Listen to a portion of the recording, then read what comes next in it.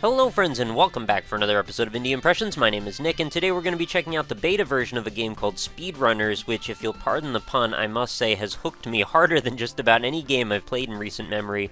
This isn't exactly a first impressions video the way it normally is. I've actually gotten quite a bit of time on this one. I think I've spent probably at least 2-3 hours on it, maybe closer to 5 depending. But I've actually been playing a ton of this game with my buddies J Smith OTI and Northern Lion.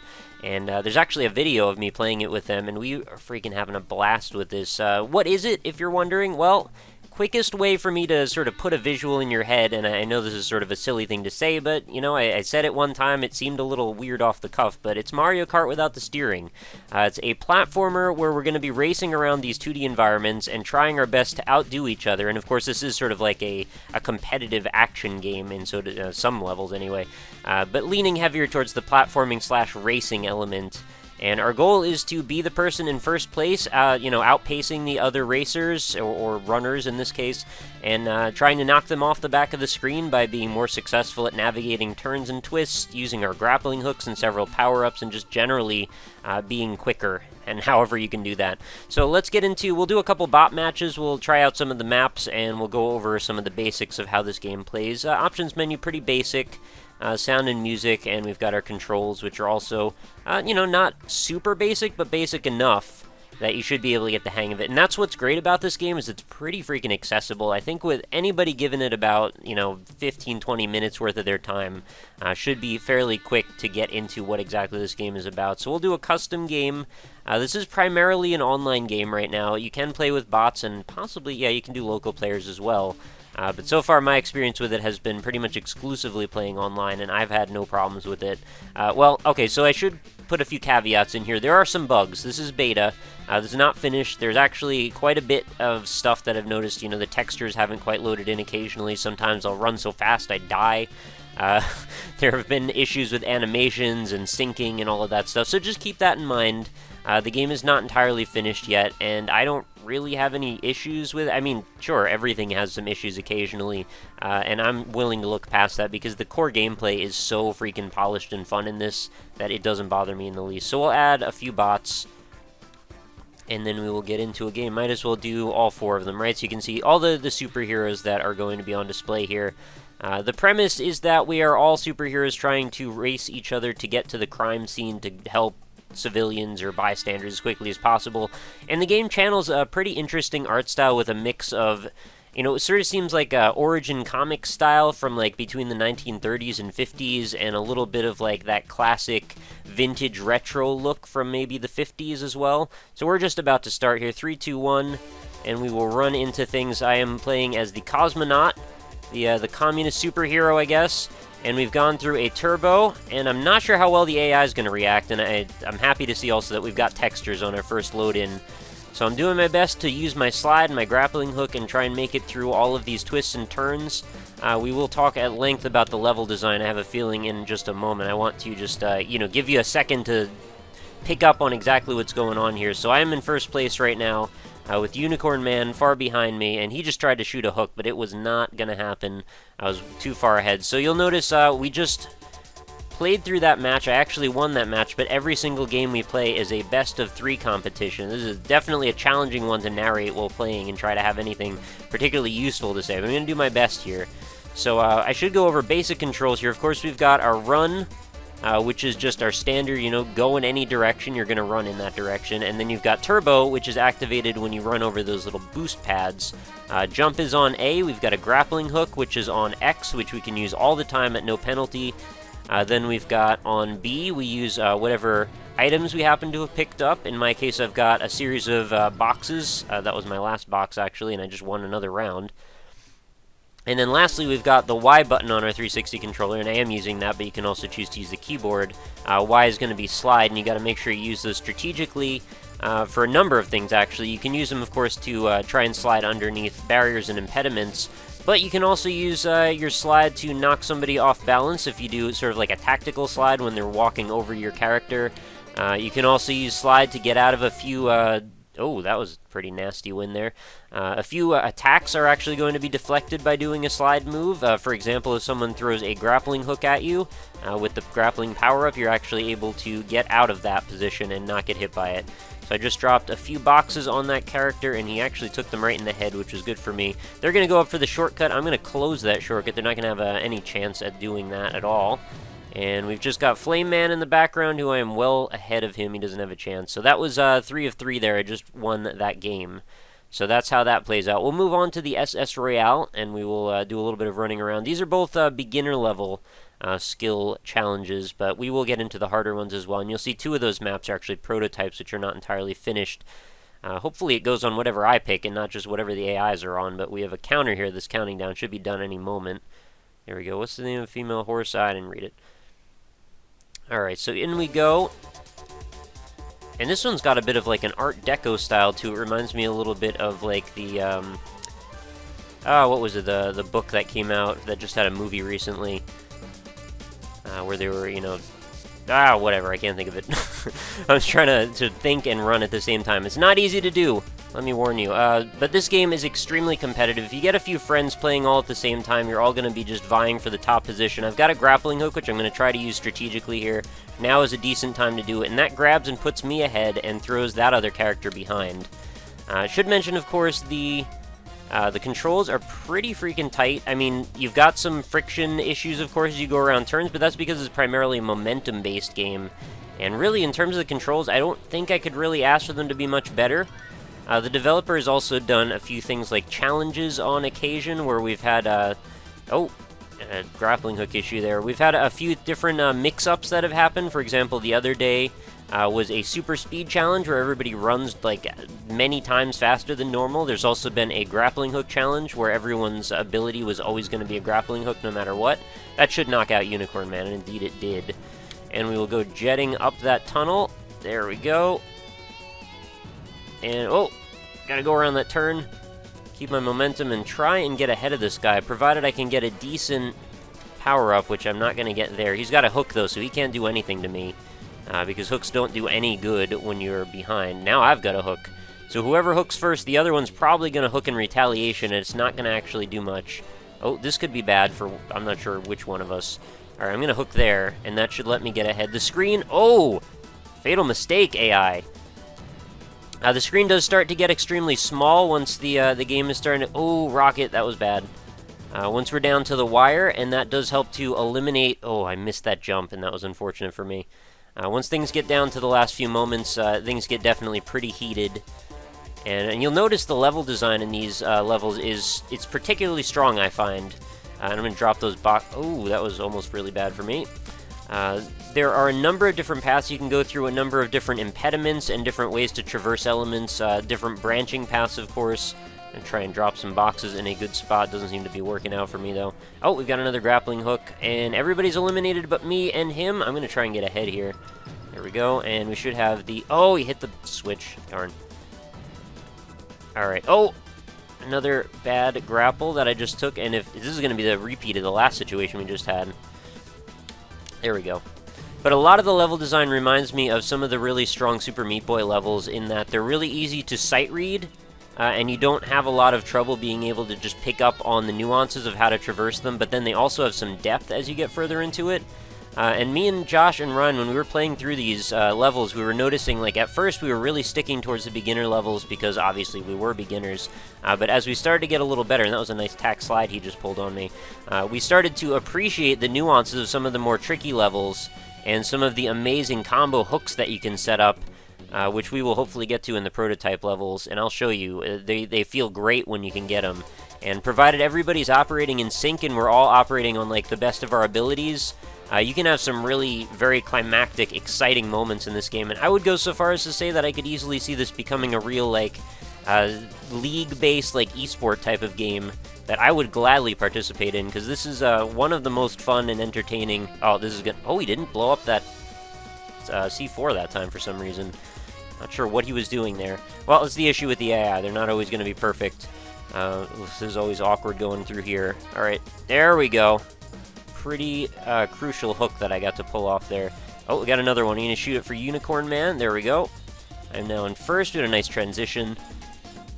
But if you notice this flow of this level, it's very smooth. There are a few paths that will actually change as we progress. Oh, that didn't go well. That's fine. I'm going to use that to capitalize on getting ahead. But the one path there, you can get an item. Another path, you get the air vent, which is going to speed you up. In the top path, well, you're on the top, so I guess that counts. Just use some boxes to get out of that grappling hook. Another move that I learned over time. You can actually use those to foil enemies that are coming after you. I'm going to see if they'll just trip over those boxes. Oh! Wow. Alright, so we've got a bit of a glitch there. That'll happen. Can't really account for everything, I suppose, but yeah, that was unfortunate. Oh, he blew it up! Ugh. So yeah, the remote detonator, you can actually plant it, and then with another press of the action button, or the item button, whatever you want to call it, that will actually lead to you dropping and then exploding that, which will actually has a pretty big blast radius. Should be able to use it through floors and ceilings at times. I'm going to use that hook there. And, oh, I am right on top of Flame Man. Things are pretty intense. Oh, poor use of the C4 that time, or whatever we're calling it, the remote detonator. Now, I believe whoever's in the lead is going to set the space of where the screen can be. Yeah, alright, so he pushed me off.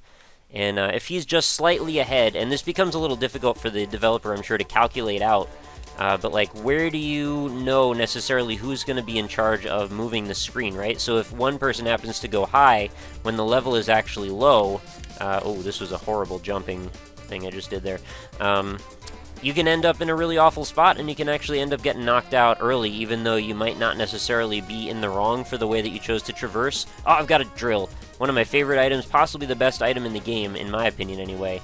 Lets you just drill right through all the boxes, all the enemies, and actually acts like attack dive, and will actually stun enemies that you go past. And I think we've seen just about all of the different obstacles that I can throw at my enemies. So we've got the grappling hook, we've got... oh, that was bad. We've got the grappling hook, we've got the C4 or remote explosives, we've got the drill, we've got the boxes, of course. Is that everything? Might be everything. The boxes are probably the least useful in my opinion, but they still can foil people if you put them in the right spot. And although I have a grappling hook at all times, just be aware you can't use it the way the grappling hook object is used, or the obstacle. Yep. Alright, I won that one because I actually pulled ahead and I happened to be a little bit lower than him, so that actually knocked him out. So that was a good example of what I was trying to describe before, where it's a little tough sometimes to know where you actually stand. So I'm 2 out of 3 right now, and none of the other AI are really that close. I'm going to use this C4 to knock him back and me forward, and that knocked him out. Pretty strategic use of grapple there, and that actually does help me get ahead. The sense of momentum and speed that you can get in this game feels so good, and really, again, I hate to use this too often, but it really does remind me of the best moments of playing Super Meat Boy, when you really are in the groove, and you can feel that kind of, like, the smooth granularity of control with your character, which you don't often get in too many platformers. I would feel totally fine with playing a game like this as an actual platformer. Like, I feel great about how the grappling works. And I think, can you not grapple someone when they're grappling themselves? There's still a few nuances and rules that I'm learning as we play here, but I have to say, I've spent a few hours with it. I feel pretty comfortable with the game, and really all that I can ask for now is, you know, just iron out those bugs, add in a whole pile more maps, and smooth out the netcode. Not that it's necessarily bad, but with the bugs and glitches, I mean, it can be a little bit awkward. And once we're there, maybe add a level editor and ability to control what kind of weapons spawn at any given moment, or give us the control of what the developer can do with the special events. So let us set the, you know, permutations, like how fast you want everything to be multiplied by, the likelihood of getting all drills or all hooks or whatever you want it to be. And then just go nuts. Like, I would play this game for hours and hours and hours. Maybe add some tracking, you know, the ability to see where you're... Oh, I forgot the rocket when I was mentioning. Yep, the rocket's another one. I would love to see stat tracking, like, as far as, like, what my win-loss ratio is. Maybe have a ranking system. I do love the characters as they are, but I wouldn't really mind seeing more of them, or having customization options. Oh, critical hook here. There we go. And we've got spikes on this level, which are definitely... we don't want to get involved with those. Those are a one-hit kill. But yeah, what I was saying, if we could add like a progression system, sort of like in the Showdown effect or something, where as you get better and win more games, you might be able to unlock different styles for your character, different looks, different costumes, or maybe build your own character from scratch would be great as well. Yep, I was out on that one. But I think the characters might be pretty central to the experience, so this is just totally my 2 cents, not at all. You know, anything I would be miffed if didn't actually make it into the game when it's completed. But yeah, it would really go a long way to lend to the feeling of, like, not only is the game super addictive, but then you would have something on top of it that would keep pulling you back for more. Oh, they're not good at navigating those spikes. Thankfully, I know where they're at, so I'm not going to hit them too often, hopefully, which I say, and then we'll probably run into the spikes. I find another thing that, again, reminds me a little bit of Super Meat Boy, but only in a really positive way, is the delineation between the foreground and the background is really strong in this game, and I think it is absolutely necessary that it was done the way it was done. And I think anything short of what exactly was done right here might actually not only detract from the art style, which has a bit of like a paper cutout feeling, like mixed with comic books, but then it would also make it hard to sight read the levels as well. I find the animations are pretty much right on where they need to be, although if you look above the character sprites, and this is totally just nitpicking, but when I'm jumping and animating around, you'll actually see there's like a couple of frames of like a little spotty, glitchy, you know, few pixels that show up there, and I don't know if it's just my character, maybe it's just this game or what, but I have seen that in the past, and it's, you know, just a little thing that needs to be tightened up. There we go, another 2 out of 3. But yeah, again, another thing I'd love to see, if we could do like a custom level hub in this and have like an actual competitive racing league, I could play this for ages. Let me tell you, this is seriously one of the most addictive games out there. And if you get a few friends to play this with, which I highly recommend that you do, you can have an absolute blast. It was pretty much designed for watching. I know Ryan Northernline actually mentioned that it would also be a pretty good idea to get like a spectator mode in. Because this game has some pretty good potential for, like I said, esports stuff, and if you want to do spectating with casting, I think that would be a really great way, not only to give this game the legs that I think it deserves, but to also just allow for a really seamless, tight experience, because if you're trying to watch something over a stream, you can't really cast it, because you're going to be like 4 seconds behind. So we're going to try the Plaza now, which is a prototype level, not entirely finished, and hopefully we'll just hit each of the levels once.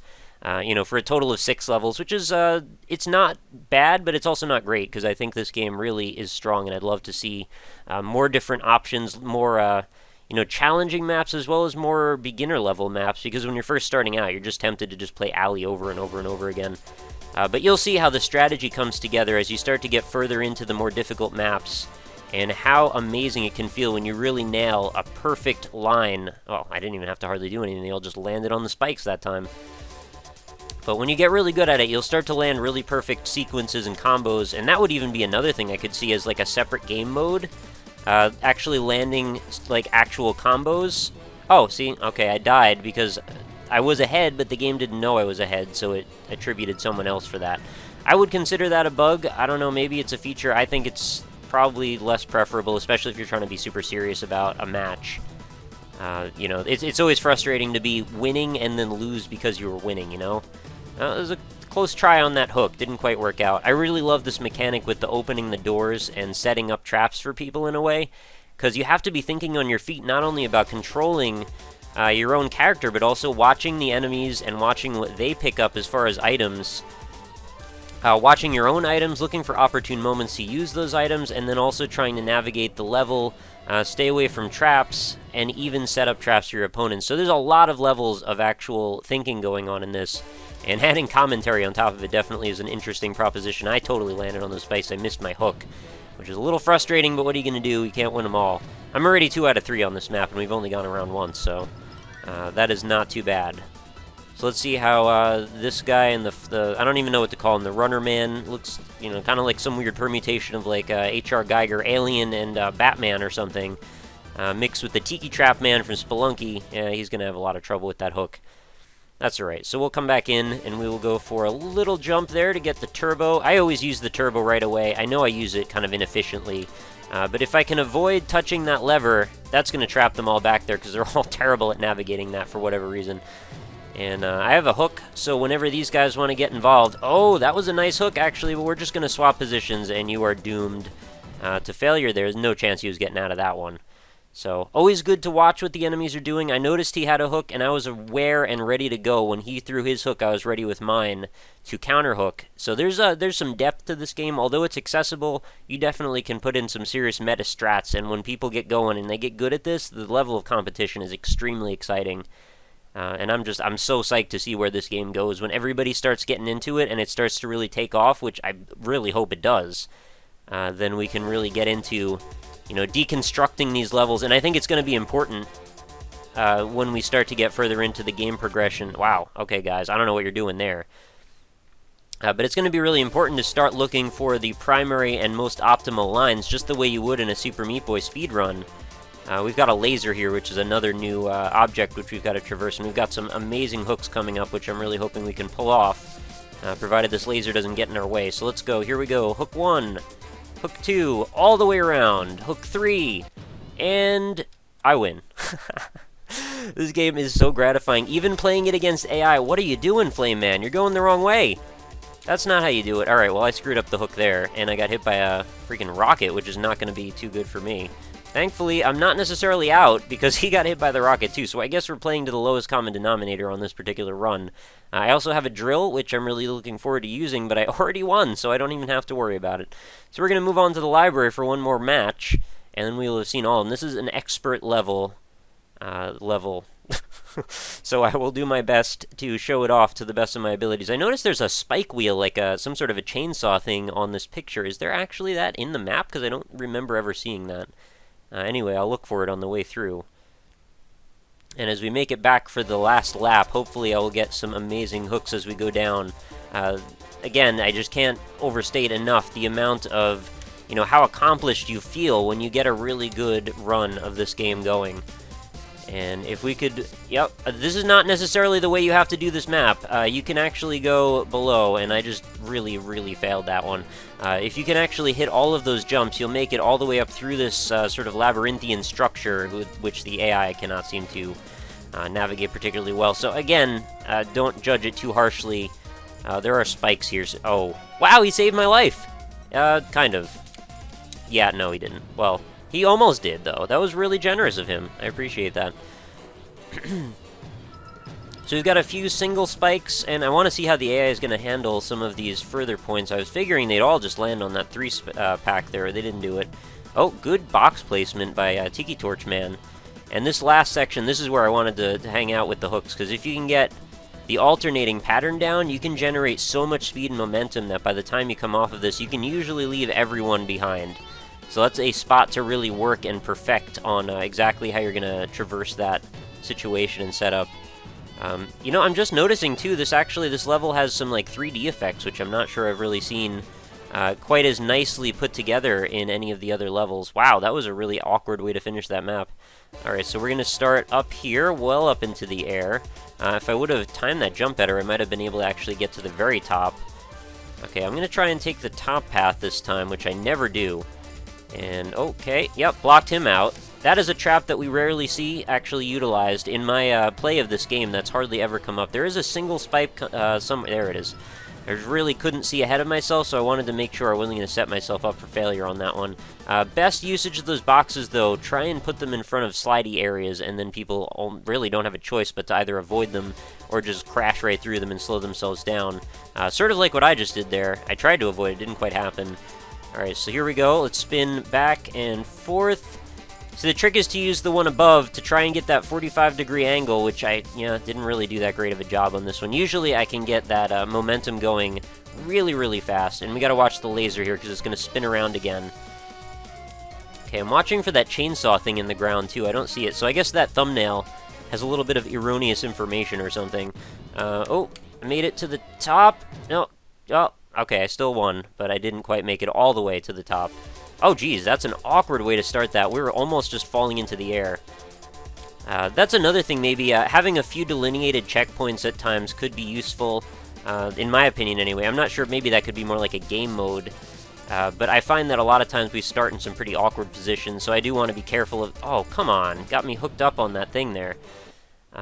And also this overlay that happens between matches, I would love a 3-2-1 if we could just get like an auditory confirmation or at least like a beeping sound that gets a little bit more urgent Because sometimes you put down your controller when you're out of a match, and then you notice all of a sudden the match has started and you've missed a critical moment, which is, all you need to be put out of the lead again. Okay, here we go. Get some good momentum. There we go. That's more like it. Yep, and now I'm flying as... Oh, and it hit all the boxes again. Not quite good enough. The other thing I was going to mention, though, that overlay, that little UI element that pops up with the between the matches thing. Oh, I landed on the spikes. That's really unfortunate. I would love it if that could be transparent, because right now I can't see where we're about to start, and yeah, until that last moment, it's kind of like a surprise, which I don't really want surprises when I'm about to know if I need to jump or not. You're not exactly sure your foot placement, so I want that 3 seconds at least to suss out exactly what we're going to do with that. I'm ahead here, so I don't really have to worry. And if I just drill, win. That's the end. So I just won. I think I've won every single match out of all of these, but that is not necessarily guaranteed. So SpeedRunners, guys, this is a game that I wholeheartedly recommend. You guys need to go ahead and get it if you haven't already. I don't think I could be much more emphatic about the game, and I hope that carries through in the way that I commentated through this video. Check out the videos that I've put up. I mean, I'm probably going to have plenty of them. I only have the one multiplayer competitive one, but I have a feeling we're going to be playing a lot more of this in the days to come and the months to come, hopefully, provided the developer keeps supporting it with more maps and more content, however that is possible. But even if they don't, the maps that are here are solid enough. With a little bit more polish, I'm sure this game could be outstanding, even with just 6 maps. I've heard that people are already starting to mod maps, which is a thing that I'm really interested in doing, being that my origin as a YouTuber kind of came from making custom Super Meat Boy levels. The way that this game holds up compared to Super Meat Boy makes me really interested in wanting to make my own maps for this, especially if we could play them competitively. I think that's going to be a really good time. So go check it out. Link's going to be in the description. Pick it up right now. It's available on Steam Early Access. Again, keep in mind it's in beta, though, so there are going to be some hitches occasionally. It's not going to be a 100% smooth experience, but I'm sure the developers are going to work on some of that stuff going forward. So as long as you can forgive it for now, I have no problem recommending you go ahead and buy this thing right now. It's not even that expensive, and for the amount of hours of enjoyment I have a feeling you'll get out of this game, yeah, just do it. That's it. Just do it. Anyway, that's going to wrap up another episode of Indie Impressions, guys. Thank you so much for hanging out with me. As always, though, check out the description for not only the purchase link for this game, but other information as well, like my social media stuff. I've got all my my Facebook, my Twitter, my Twitch page, and of course, indie-impressions.com is available for clickage in there. So if you'd like to browse many, many more episodes in the series, in fact, over 500 other indie games that I've covered with videos, head on over to indie-impressions.com. You can sort all the different episodes over there. It makes it a little bit easier. If you're looking for a particular type of game, whether they're free or they're paid, a specific platform or service that they're available on, you can sort all of that stuff. That way you can get to the games that you really want to watch. And of course, if you're still enjoying the series, please do let me know in the comments, as well as any other information that you'd like to know or have questions about pertaining to SpeedRunners, or if you just want to mention what you personally think of SpeedRunners, if you played it, if you spent some time with it. How did it treat you? I'd love to know. Let me know in the comments, and of course, leave any support you can. I do appreciate likes for the series if you're still enjoying what I'm doing, but only if you think I deserve them.